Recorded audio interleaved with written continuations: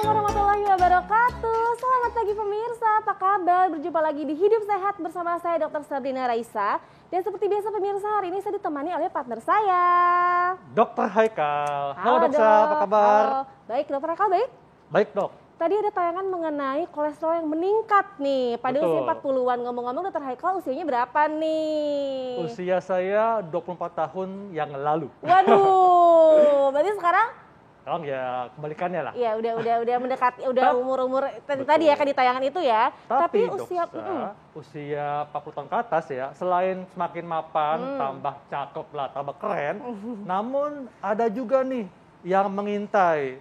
Salah satunya adalah kolesterol tinggi. Nah, apalagi itu dia tuh. yang namanya kolesterol itu gejalanya tidak spesifik, Dokter. Betul, biasanya masyarakat mengeluhnya sakit kepala atau nyeri punduk gitu ya. Betul. Nah, ada banyak katanya-katanya yang beredar di masyarakat nih. Daripada katanya-katanya kita langsung saja tanyakan kepada narasumber kita hari ini, yaitu Profesor Dr. Arif Ariel, spesialis penyakit dalam, konsultan gastroenterologi. Selamat pagi, dokter. Selamat pagi. Pagi, Prof. Selamat pagi. Prof, ini masyarakat khususnya Ya. yang mereka sudah usia 40 tahun, ini was-was Prof ya, Ya. terutama dengan kolesterol tinggi. Ya, betul. Katanya kolesterol meningkat di usia 40 tahun ke atas itu disebabkan karena metabolisme tubuh yang menurun. Ini fakta atau mitos, Dok? Ya, fakta ya. Jadi memang patok 40 tahun itu memang sesuatu yang mesti menjadi perhatian ya buat masyarakat. Kenapa? Karena memang berbagai macam resiko penyakit itu muncul di atas 40 tahun. Bahkan sekarang ini karena ya kecenderungan gaya hidup yang tidak sehat, bahkan kita nurunin 35 tahun gitu udah mesti warning juga gitu loh. Walaupun umumnya 40 tahun. Karena udah 40 tahun ini kan secara fisik aktivitas kita juga sudah menurun ya kan. Kemudian liver itu ya, juga itu tempat metabolisme untuk produksi kolesterol segala macam juga secara umum bisa aja sudah menurun begitu ya. Belum lagi organ-organ yang lain. Jadi memang benar-benar ketika seseorang itu di atas 40 tahun memang paling tidak mesti medical check up deh gitu. Karena kadang-kadang kolesterol tinggi itu bisa nggak ada gejala gitu loh. Jadi kita taunya bagaimana ya dicek gitu. Jadi jangan sampai sudah dalam tanda petik misalnya serangan jantung ya udah terlambat. Berarti ini sudah terjadi mungkin belasan tahun yang sebelumnya atau berapa tahun yang sebelumnya karena kita tidak pernah cek. Makanya pentingnya tadi kita harus medical check up. Betul, gitu jadi jangan menunggu saya nggak sakit kepala, saya nggak berat punduk, berarti bukan berarti tidak ada kolesterol yang meningkat ya dok, berarti untuk check up tadi ya dok ya. Baik, termasuk mungkin nih tentang makanan-makanan yang goreng-gorengan nih ya, gorengan. Nah, itu biasanya enak kan, yang digoreng-goreng, crispy kriuk gitu ya. Nah tapi jika sering konsumsi makanan gorengan nih dok, termasuk yang manis juga pada usia muda, ini katanya dapat peningkatan kolesterol pada usia 40-an nih, fakta atau mitos dok? Ya fakta, jangankan umur 40 tahun sebenarnya, ya saya menemukan nih pasien-pasien saya umur 20-an kolesterolnya juga udah tinggi. Kenapa? Karena memang dari kecil kan sekarang ini kan kayak goreng-gorengan itu kan cukup tinggi di tengah masyarakat. Anak-anak kita itu umur-umur 6 tahun udah makan yang goreng-gorengan. Jadi saya sekarang pokoknya pasien-pasien ya kalau kira-kira secara fisik misalnya ada resiko apalagi orang tuanya memang ada riwayat kolesterol tinggi, kemudian juga ini dia cenderungnya obesitas gitu ya, dan kemudian yang memang kebetulan juga kurang aktivitas ya, kemudian obesitas, biasanya tetap saya cek juga tuh kolesterolnya. Ketemu tuh pasien-pasien di atas 25 tahun atau kolesterolnya udah tinggi. Nah ini hal yang harus menjadi perhatian. Jadi apalagi umur 40 tahun. Nah itu dia. Pentingnya harus kita medical check up. Gitu. Prof, ini sebetulnya masyarakat ingin tahu Prof ya, usia berapa yang paling optimal bagi masyarakat untuk mulai cek kolesterol dan berapa kali Prof ceknya? Nah jadi yang penting adalah pertama kita mesti tahu dulu apakah kita ini punya nggak sih faktor risiko. Dalam tanda petik faktor risiko itu faktor genetik turunan. Kalau memang kebetulan, mohon maaf misalnya orang tua kita, ya baik ayah atau ibu itu, misalnya mohon maaf memang menderita stroke gitu, atau bahkan meninggal karena stroke, nah itu udah warning tuh, hati-hati tuh anaknya mungkin juga kolesterolnya bisa aja salah satu kena stroke itu karena kolesterol tinggi, nah itu jadi harus diperhatikan begitu ya. Kemudian hal-hal yang lain yang memang harus diperhatikan juga, misalnya apakah memang ketika seseorang itu tadi ya, nah goreng-gorengan tadi kita bicarakan ya. Nah, jadi tadi faktor-faktor resiko tadi. Betul. Kalau misalnya memang dia obesitas sejak juga. Dari kecil itu udah goreng-gorengan, kemudian obesitas. Nah, untuk yang seperti itu, saya bilang tadi, kalau bisa di bawah umur 30 tahun udah mesti dicek. Kalau yang 40 tahun itu sebenarnya nggak ada resiko. Nah, pertanyaannya lagi, berapa kali itu? Nah, bisa saja misalnya umumnya kalau yang namanya check up, ini pertama kita mesti gini dulu. Nah, ini pasien-pasien nih. Karena sering pasien-pasien saya itu medical check up, kolesterolnya tinggi misalnya 3 bulan yang lalu baru datang ke dokter, jangan.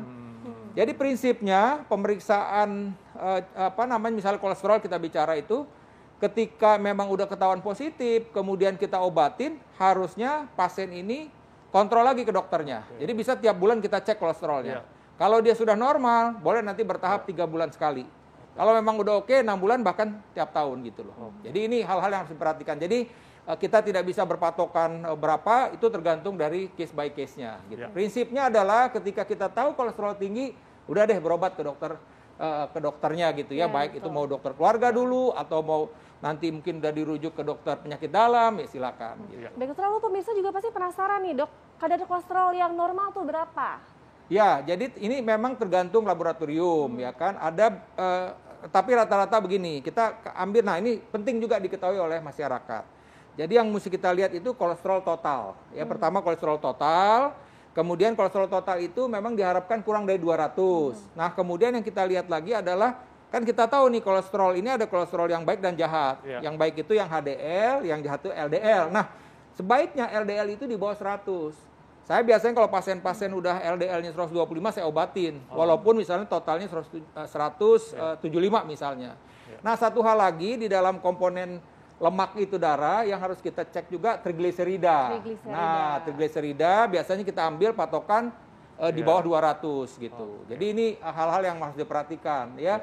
Mestinya sih itu udah umum nih, orang-orang udah tahu nih kalau mau periksa lipid itu, yaitu tadi kolesterol total, HDL, LDL, trigliserida. Nah, kadang-kadang kan ada yang langsung tuh cepet tuh. Nah, itu total, itu cuma total saja. Kalau saya sih sebenarnya tidak menganjurkan. Kalau untuk sekilas tahu aja boleh, tapi idealnya adalah yang dari pena.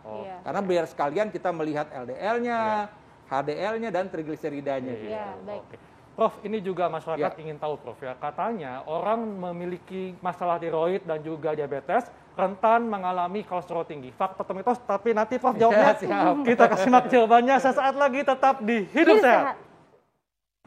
Kembali lagi di Hidup Sehat pemirsa, itu tadi tayangan mengenai buah-buahan yang terbukti ternyata dapat menangkal kolesterol. Nah, tadi kita ada fakta dan mitos yang masih menggantung nih, Dokter Haikal. Betul, Doksa. Jadi memang masalah kolesterol tinggi ini masalah yang sangat umum di masyarakat, tapi gejalanya tidak spesifik. Dan tadi sudah disampaikan mengenai faktor risikonya. Nah, salah satunya adalah orang dengan masalah tiroid serta diabetes rentan mengalami kolesterol tinggi di atas usia 40 tahun. Fakta atau mitos, Prof? Ya, fakta. Jadi ini memang yang harus diperhatikan ya, bahwa ini kan termasuk penyakit-penyakit yang kita bilang dalam sindrom metabolik ya. Jadi pasien-pasien yang memang kurang bergerak, kemudian obesitas, maka dia beresiko untuk, ya tadi obesitas beresiko untuk kadar gula darah tinggi.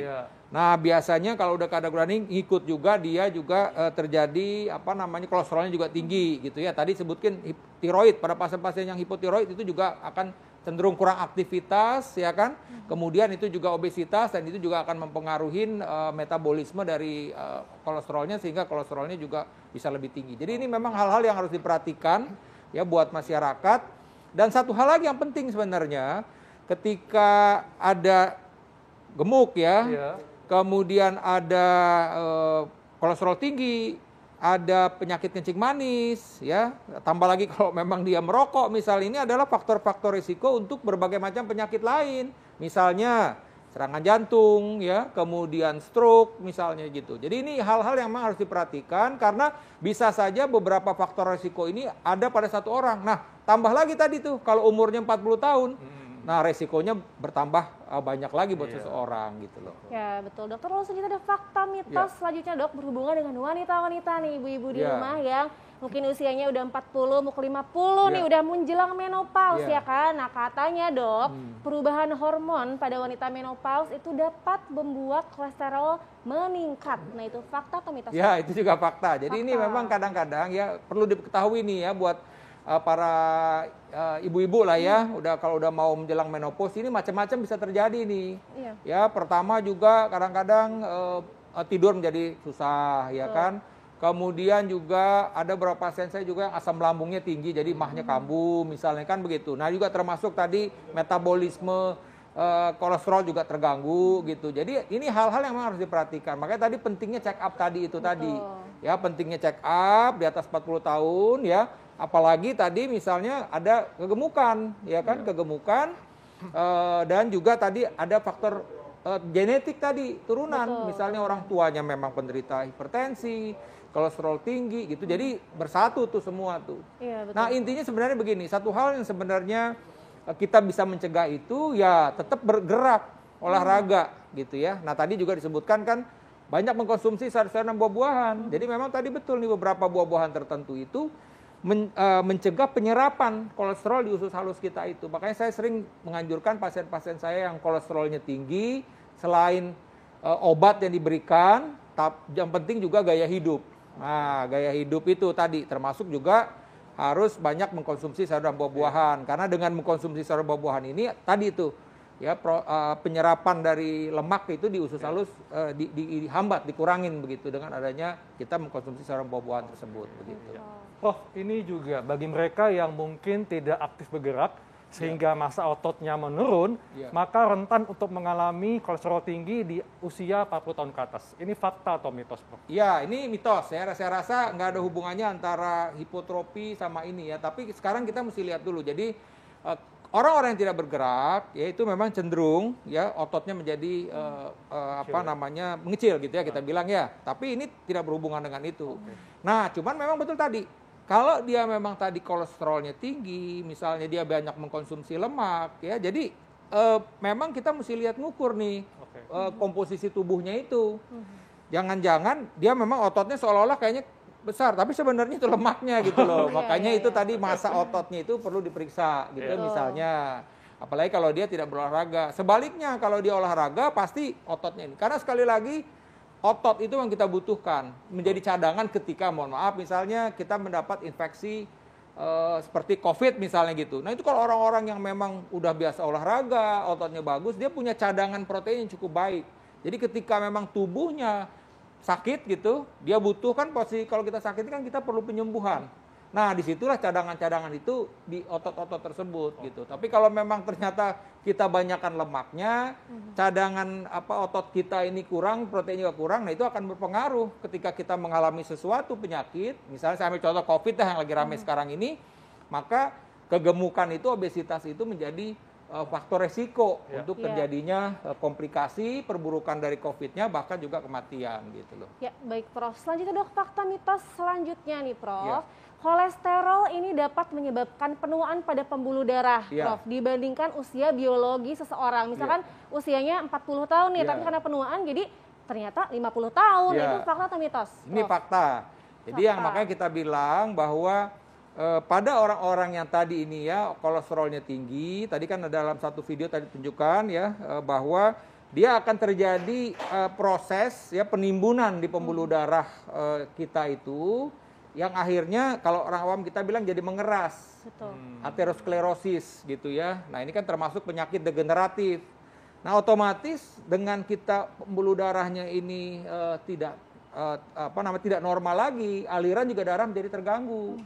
Nah, dengan aliran darah jadi terganggu ya cenderung tadi bahwa dia akan artinya usianya itu akan lebih tua daripada usia yang sebenarnya gitu loh. Ya, gitu dia. Jadi ini memang harus menjadi perhatian. Karena betul tadi ya aterosklerosis, pengerasan di pembuluh darah itu terjadi karena penumpukan di kolesterol. Belum lagi kalau mohon maaf, tambah lagi dia merokok, itu akan diperburuk lagi. Tambah lagi tadi misalnya dia penderita kencing manis, tambah lagi tuh gula juga akan memperburuk keadaan itu. Maka aterosklerosisnya akan semakin berat. Iya, betul. Jadi sebenarnya dok, usia pada KTP itu nggak begitu penting ya. Yang penting adalah usia tubuh kita nih yang harus benar-benar kita jaga dok Heka.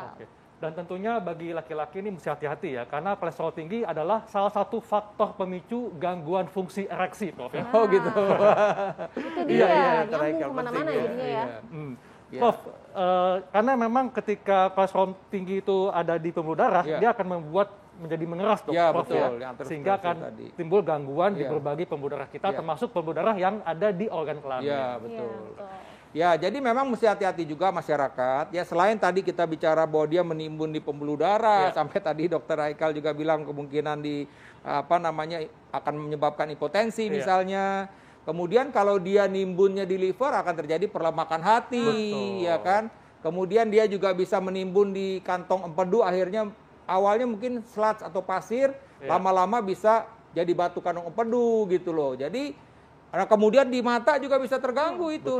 Jadi terus terang saja, kadang-kadang masyarakat itu menganggap simple kolesterol tinggi ini. Jadi saya anjurkan ketika Anda mengetahui kolesterol tinggi, udah segera berobat. Ya mungkin dokternya akan memberikan obat. Nanti kalau diberikan obat, ingat juga harus cek lab lagi. Setelah diobatin misalnya 1 bulan, itu membaikkah itu kolesterolnya gitu. Jadi mesti dipastikan dalam pengobatan itu kolesterol kita sudah normal gitu. Baik Prof, selanjutnya tips nih untuk para pemirsa yang usia 40 tahun untuk agar menjaga supaya terhindar dari kolesterol tinggi, Prof. Ya, jadi pertama menurut saya yang penting adalah kita mengetahui dulu status kolesterol kita ini. Jadi artinya apa? Bahwa kalau udah di atas 40 tahun cek deh bagaimana sih kolesterol total kita, kadar HDL kita, LDL kita untuk kolesterolnya ya, dan kemudian trigliserida, itu yang penting, satu.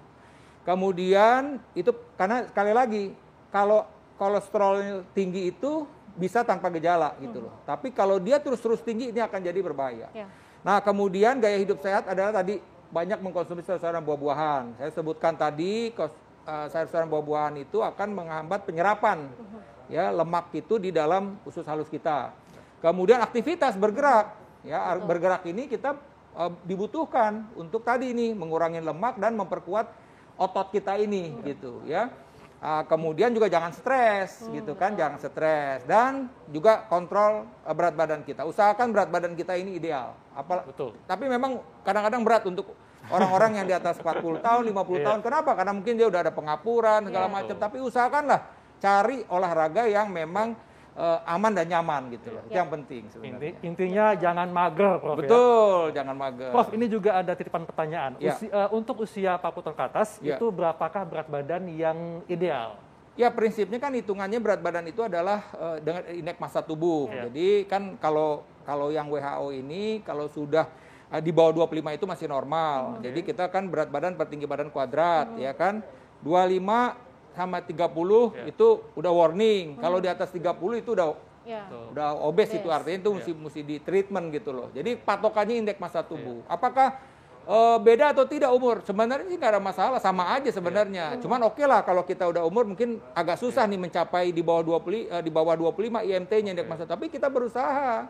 Karena dengan begitu berarti kita dalam keadaan sehat gitu loh, dan berat badan tetap terkontrol gitu. Dan tentunya perhatikan lingkar pinggang, Prof. Ya, lingkar pinggang juga salah satunya gitu. Pagi sih 40 tahun lingkar pinggangnya, jangan sampai tambah luas gitu ya, Prof. Oke, baik, Prof. Terima kasih penjelasannya.